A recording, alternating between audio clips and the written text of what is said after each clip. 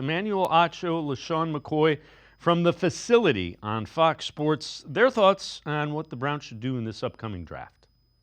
I think the Browns have to do one of two things in the first round and number two. You either got to take a quarterback or you got to trade out of the pick. I think those are the only two things that you can do. I love Abdul Carter as a pass rusher. I love him as a pass rusher. But you know who I love more? Myles Garrett, a generational talent, a Hall of Fame talent. And even Myles Garrett as an edge rusher can't do enough to get the Browns over the hump. Mind you, the Browns had Myles Garrett, Jerry Jeudy, and Denzel Ward all at the same time, and they couldn't get over the hump. So what that tells me is this. All y'all other positions are amazing. I played another position outside of quarterback. But if you don't have a quarterback, you ain't got nothing. That's true. The Browns have to find a way to take a quarterback in the first round. Either take one at number 2 if you deem one is worthy, or trade out of that number 2 overall pick, acquire 2 first-round picks, draft a quarterback later in the first round, then use that first-round pick from next year to make noise next year, or to move back up into this year's draft and make noise. But Shady, I think the Browns have to take a QB in the first round. You're not wrong. You're not wrong. That's why they should endorse Sanders. Oh, he's wrong. He is definitely wrong. Let's welcome in Jeff Lloyd from Browns 3D on the Orange and Brown Report. And Jeff, that's how we got in this trouble with all the damn names on the back of the jersey since '99.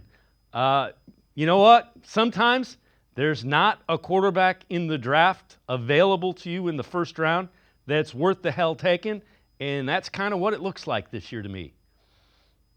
It's funny because you hear for so long, what do you always hear? You don't draft for need. And here are two guys who had obviously established NFL careers. And what are they up here preaching? Drafting for need. Look, in a perfect world, there's a quarterback available here. The Browns take him. We wouldn't have spent 4 months debating, talking, this, that, and the other thing. Everybody would have said, you know what? He's the guy. And unfortunately, there just wasn't a second guy in this class. Now, that doesn't mean there isn't a quarterback for them in this class. It doesn't mean that they still can't have a very, very bountiful 2025 NFL draft. They do hold 10 selections.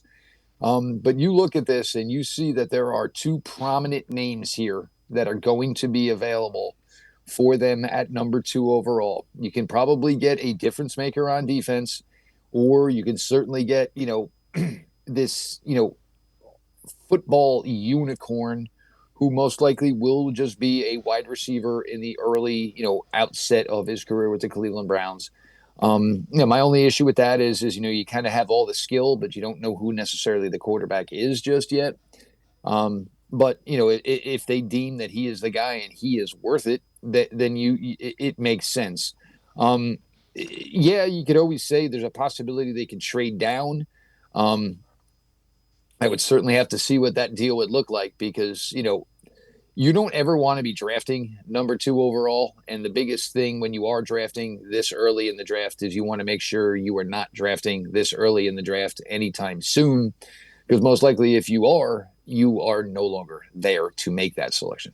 Yeah, and again, you got to come away with Myles Garrett, Denzel Ward. That was 1 overall, 4 overall. That's the type of player you need to come away with when you're drafting that high.